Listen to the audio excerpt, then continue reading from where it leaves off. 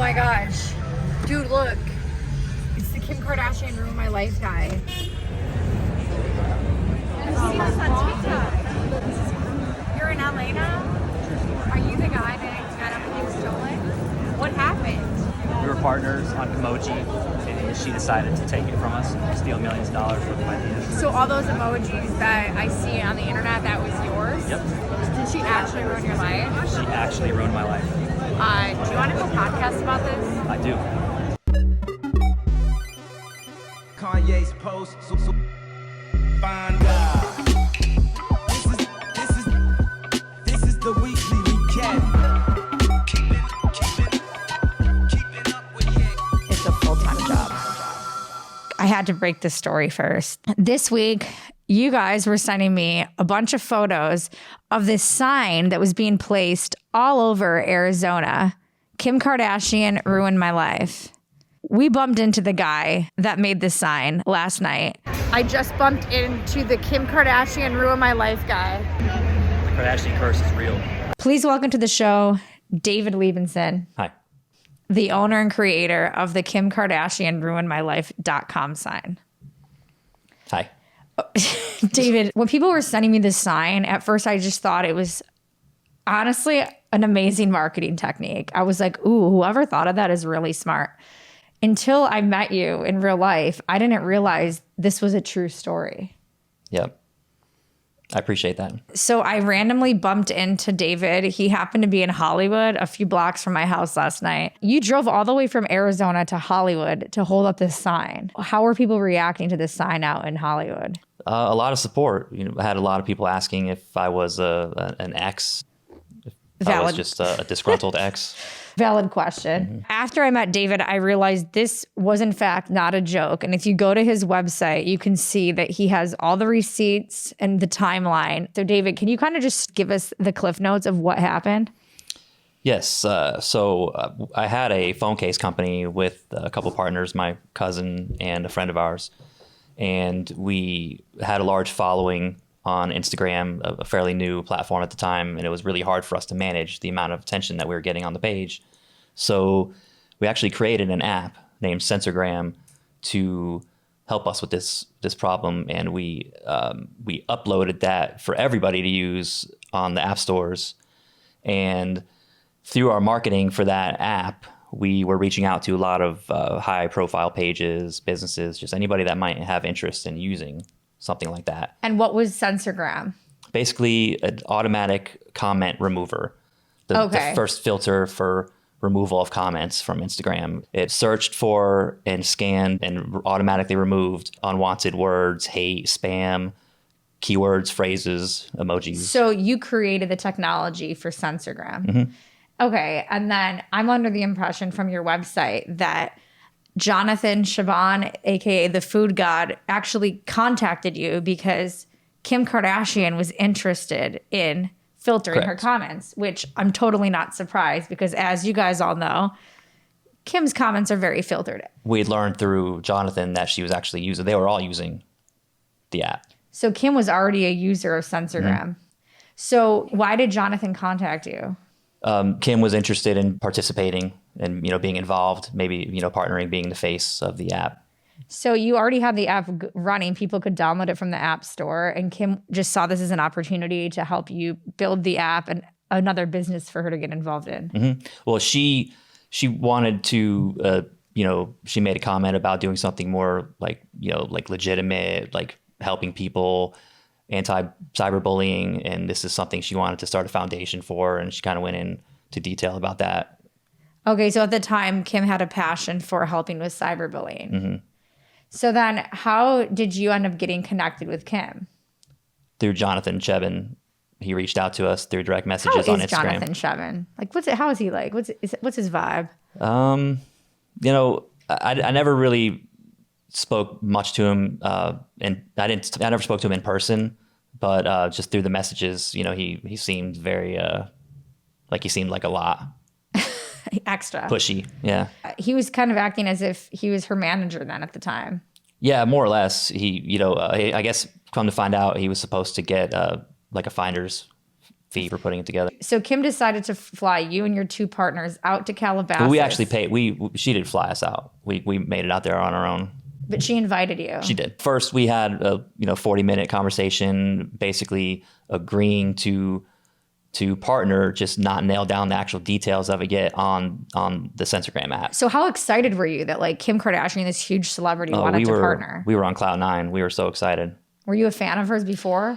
To be honest, we weren't necessarily fans. My daughters were, they idolized them. They were really into the whole thing, but we weren't. We just saw it as, an opportunity. If she wanted to go a different direction in her life and do really good things and do this big anti-cyberbullying movement, we just thought it was, a good opportunity to jump on with her at that time. Well, totally, because it's like your app provides a way to filter the negative comments, and then she, as a big public figure, is exactly.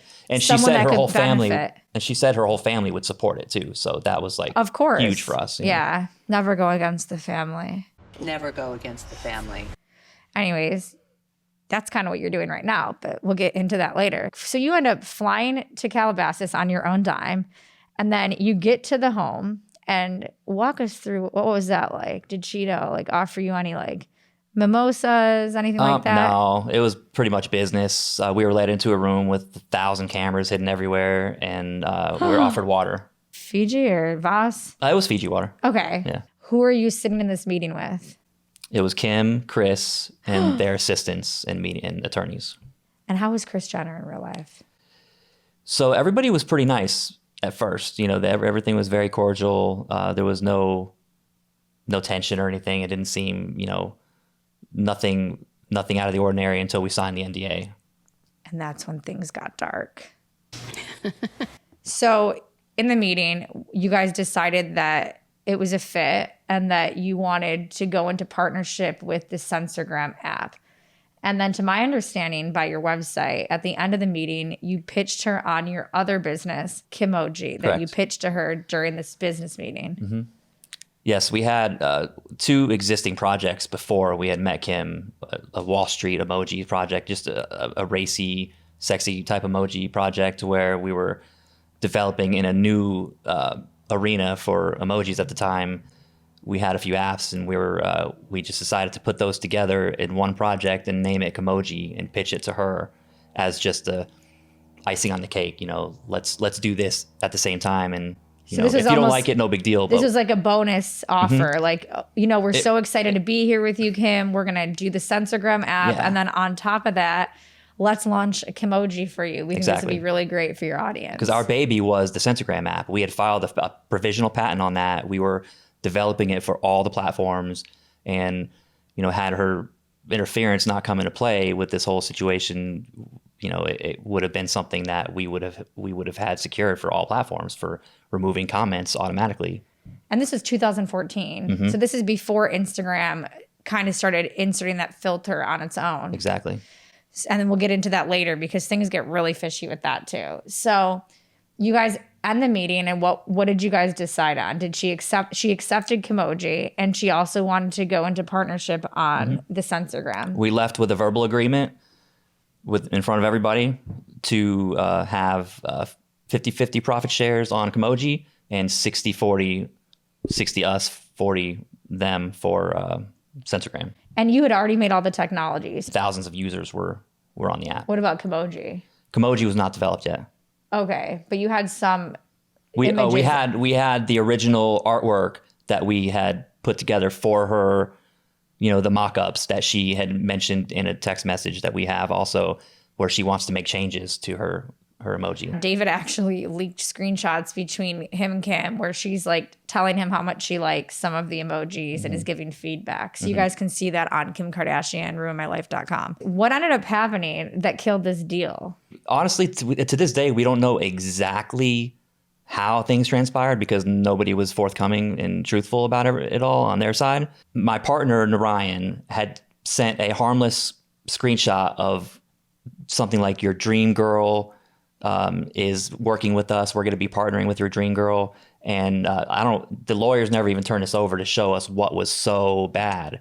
So your partner got excited. He got excited. And told somebody oh my God, you're never going to believe it. I'm partnering with your dream girl. It was supposed to have been harmless, private between them. But what had happened was this person was supposed to have been partners on another project, and it didn't go the way that they wanted it to go. So they were mad at Narayan, and they were jealous and used that screenshot that he had sent to mess our deal up. So this person that the message was sent to was friends with Jonathan Chevin, and Jonathan then took that screenshot and sent it to Kim. And then so she was aware at that point that we had supposedly breached her confidentiality. So basically your friend was excited and told his friend, oh, I'm going to be working with Kim. And then that was enough Yes. for Kim to call you. They told us that breached their confidentiality, correct? So then what happens? She calls you, right? So Kim Kardashian called me and asked me if I had filed the trademark. And you reply? I replied, not yet. We were waiting to do it through our new business together because we didn't want, even though it was our idea, since her name was a part of it, we felt weird securing that trademark under our business and not the new business that we were creating together. So when she had called and asked if it was marked yet, when we said no, she had hung up the phone. She had said, okay, well, great. We're going to go ahead and do it. Everything's a go. We're moving forward with all the projects. And then So she was still on board. she was still on board because she was acting.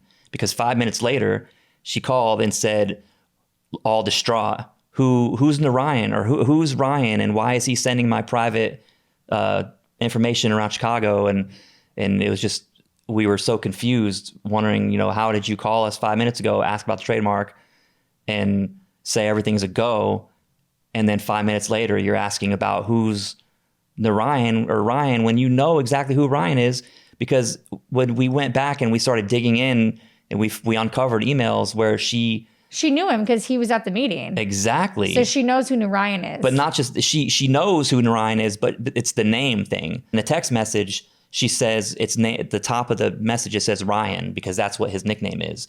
But then if you look back on the emails, which I also put on the website, she has him saved as Ryan. So she knew. She knew. When I introduced her to Narayan in the emails in the beginning, I named him Narayan.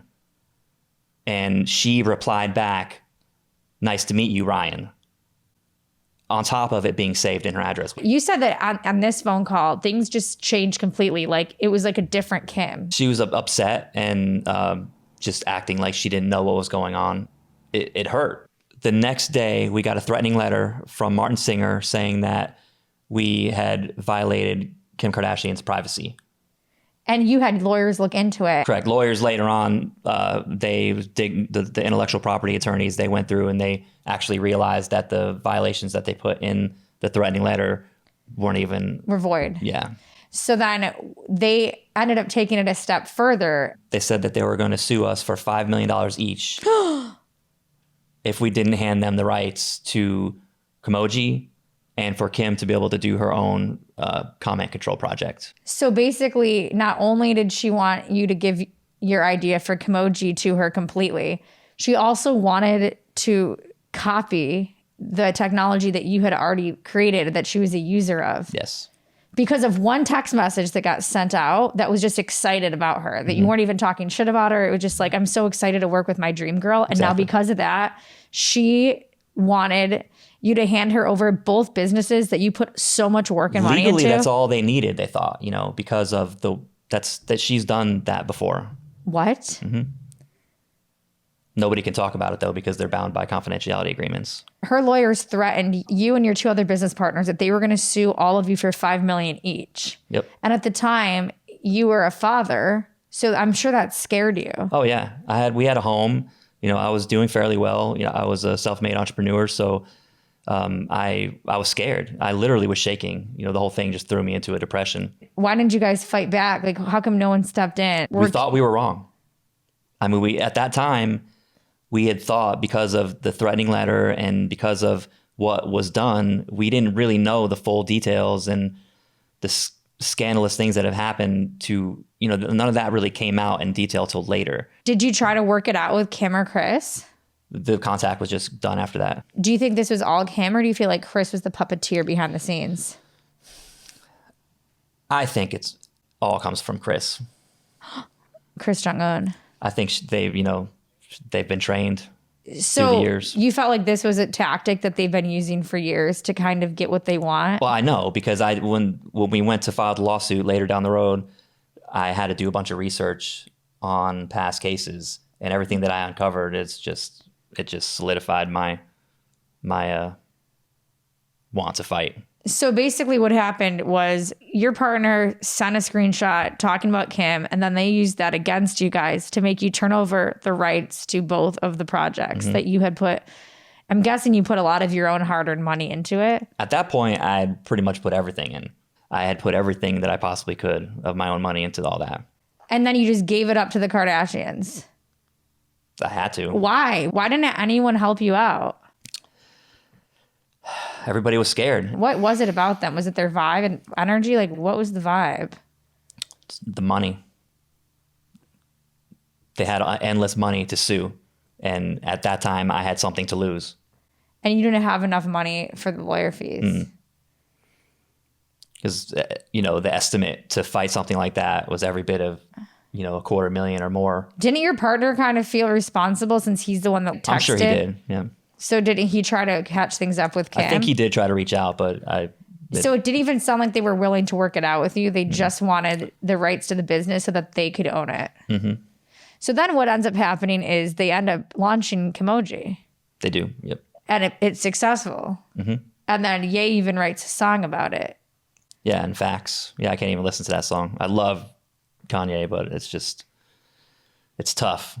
And you said that you don't think Ye actually was part of this at all. I don't think so. He might know something about it because he was heard in the background of the phone call, but we don't know what he knows. And if he wants to speak up and, spit some truth, I'd love it. What do you say something about making $1 million a day off of Kimoji in the song Facts? I'd be very excited about it if I had received a fair percentage of it. So basically, at this point, Kim's making so much money off of Kimoji, and you've literally, at this point, lost everything. Mm-hmm. Lost my sanity. This people may not understand how hard something like this could be when they're so publicly known, and my family members were, idolizing them and stuff like that. It's not like it's something where you could just take your L and just move on down the road. It marinates.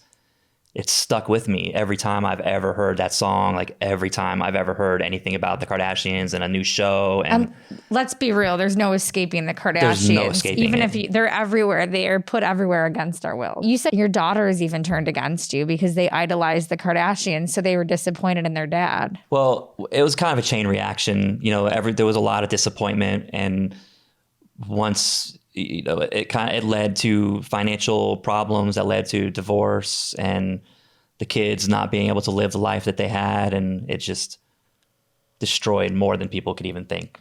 And this all happened in 2014, and it obviously took you a long time to come out, and now you're finally going public and finally telling your story. So why did it take you so long? Well, a few things happened in between. We uncovered the emails after the fact and the whole the Ryan thing. It took attorneys later on to uncover some of that stuff too, some of the fraud they found in the interaction between the attorneys. And then the guy that had sent the letter, the screenshot to Kim or to Jonathan to mess everything up to begin with, he actually came forward and told us that he sent it and it was asked of him to do it intentionally. What? So these people were looking for a way to sabotage the deal just so they could own the business and not have to give you your percentage. We don't know exactly. I would love for Kim to speak up and say how things went exactly. She's never going to do that. Well, Kim never speaks up. So all I could do is speculate as far as, some of these little things like the timing of when did she know that Narayan had sent any kind of a message to anybody about, that we had messed anything up? When did she know about that? Did she know before we were invited to California?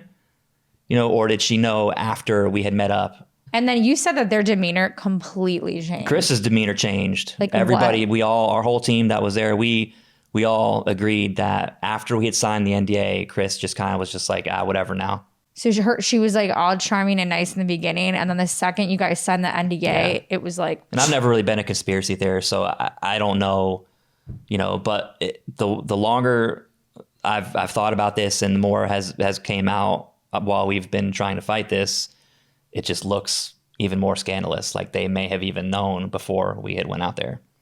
About the text.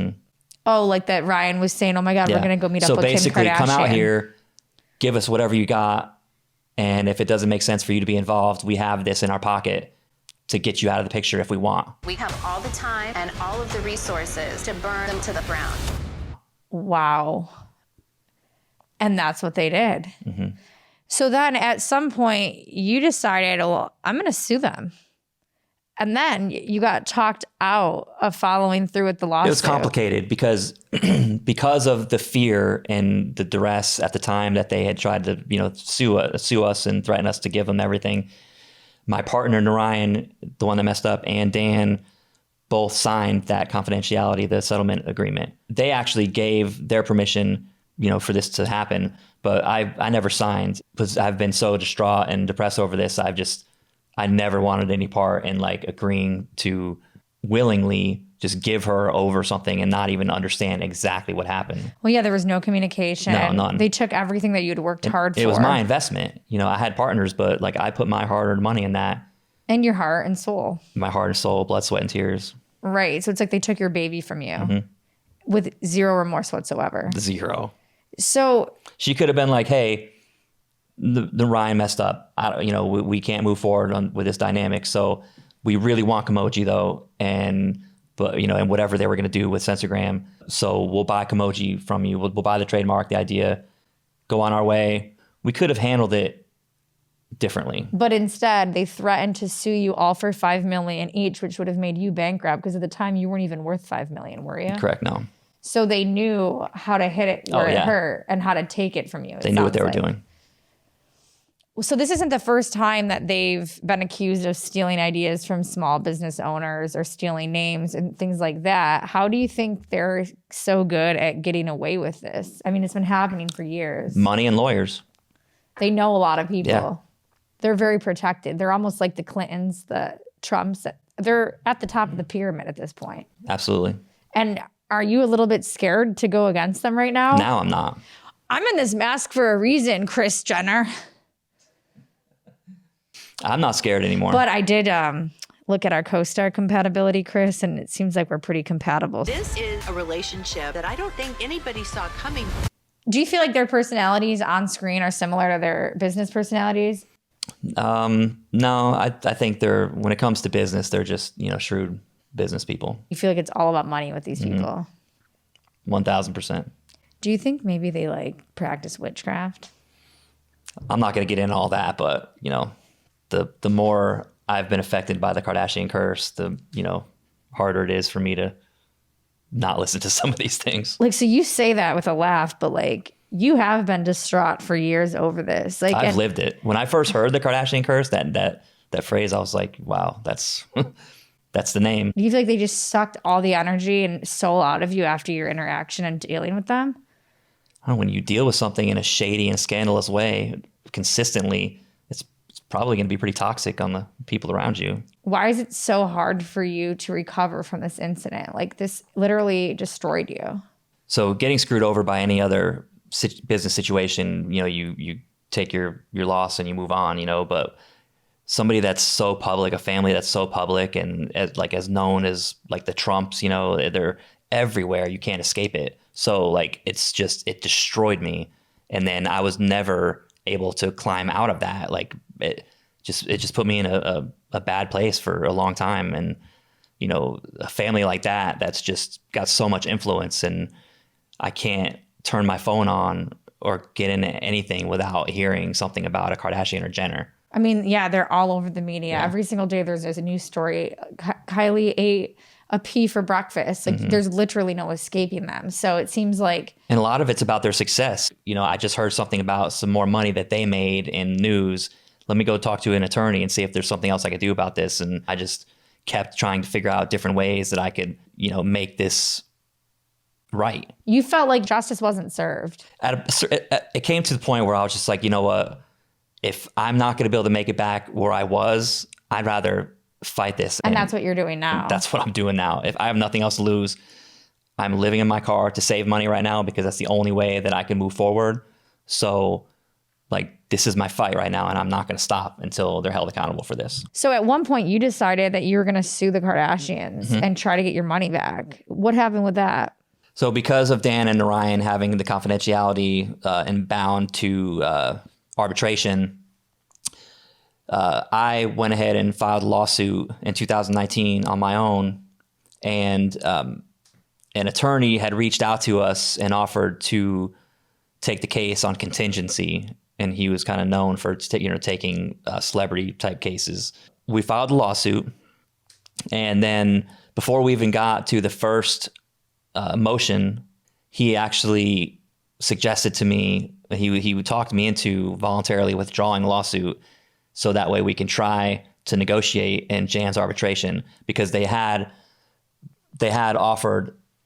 They had made a few offers. They were very ridiculous offers, and they weren't even offering in good faith. Who? The Kardashians? The Kardashians. How much did they offer?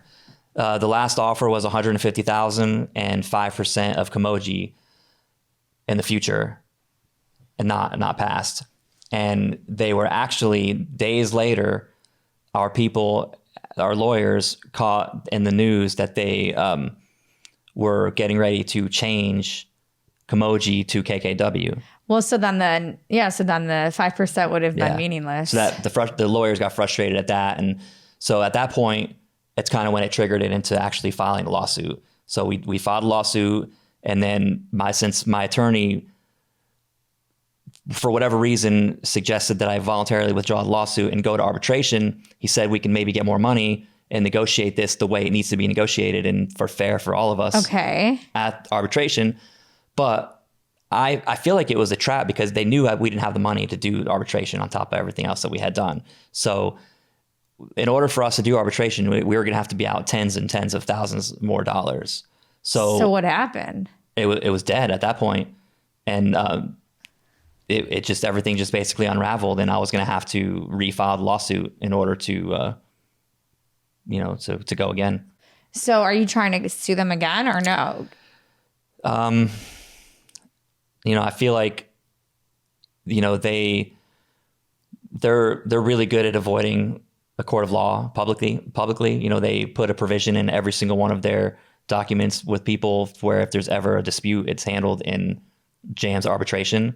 So that way it's not public. Mm-hmm. That's one of the ways that they keep their stuff under wraps.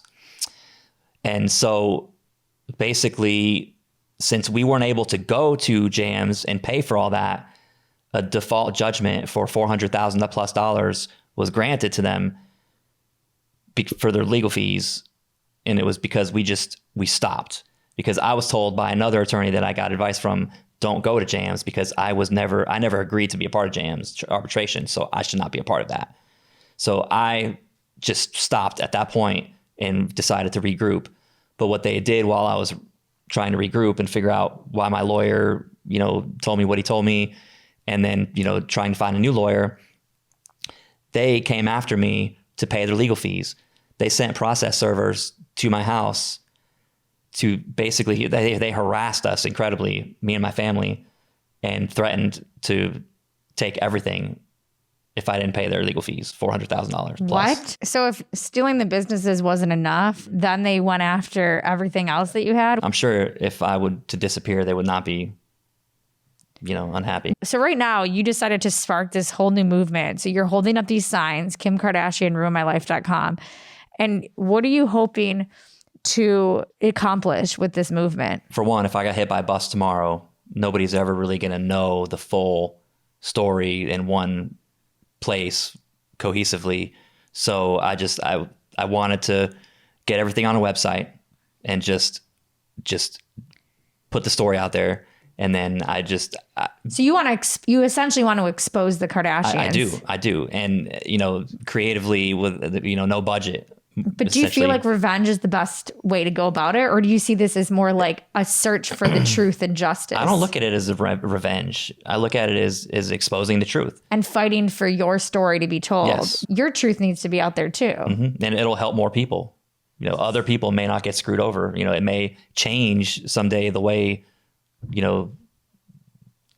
deals are done. You're basically out there right now fighting for any other small business owner that has ever been screwed over by a family as big as the Kardashians who feel like they don't have to play by the rules. There's so many young business owners out there that have probably had similar business dealings.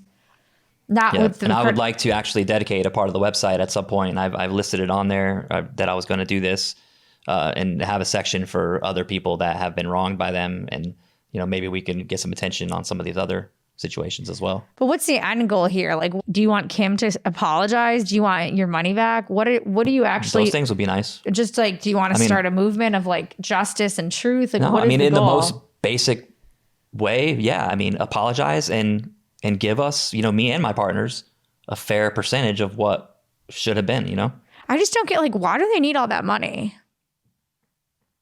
Like, how many damn gray sweatpants do they need? How many Balenciaga purses do they need? How many Christmas trees do they need? Like, when is enough? Like, we have this guy right here that like worked so hard to create these two businesses that they obviously found value in, and they wouldn't even let you have that. Like, they had to take that.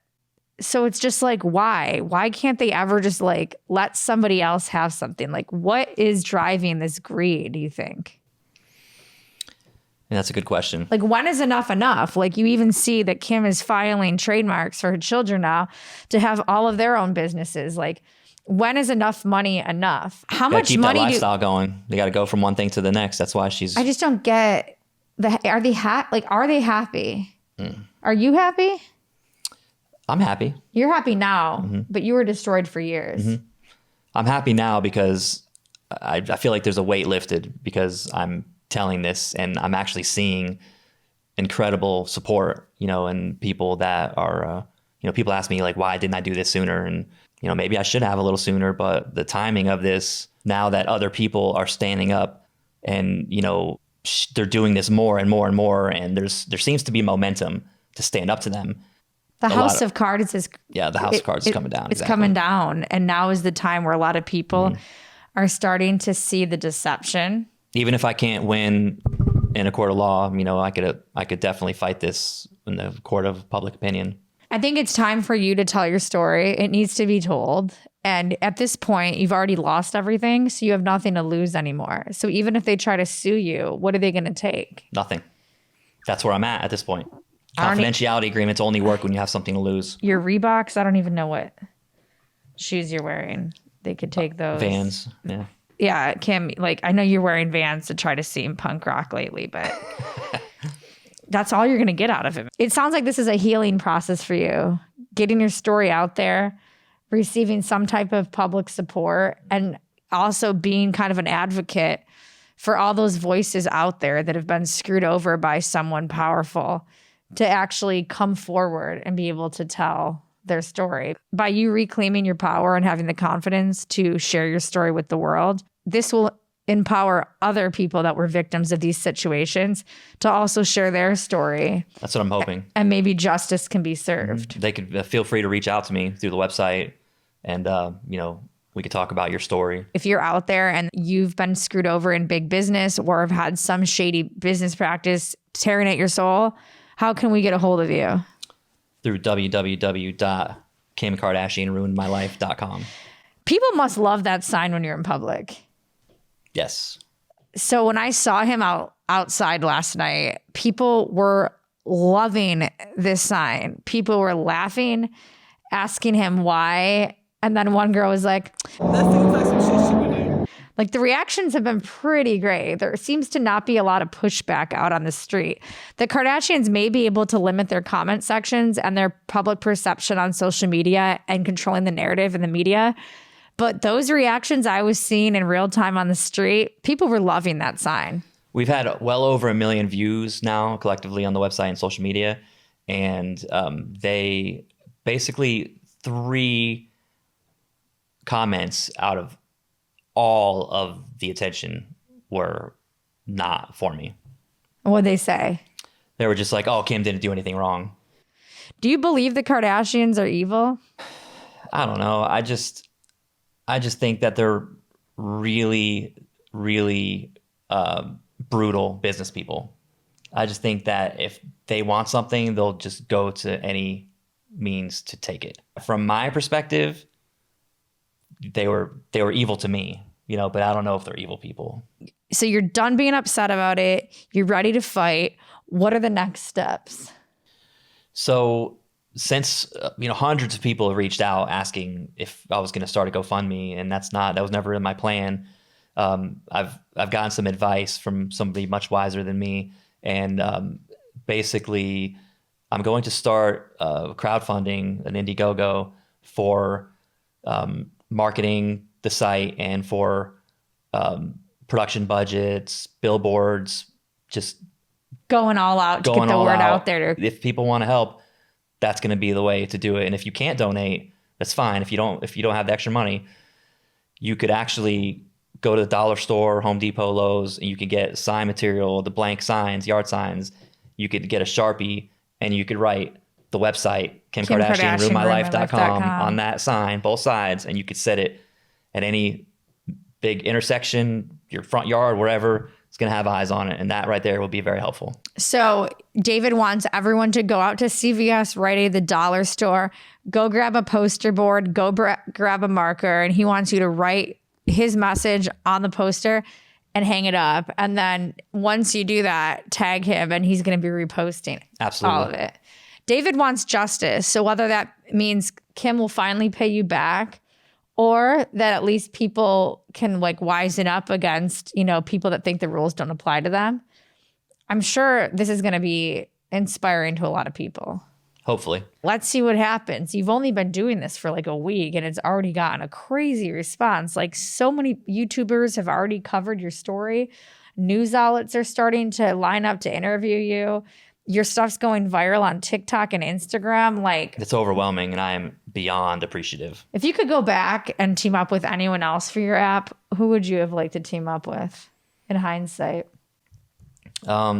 We actually had quite a few opportunities that were already in the works that were second choices, but because of having to sign over the Sensorgram IP, all the rest of our potential deals that we could have moved forward with Sensorgram could never work.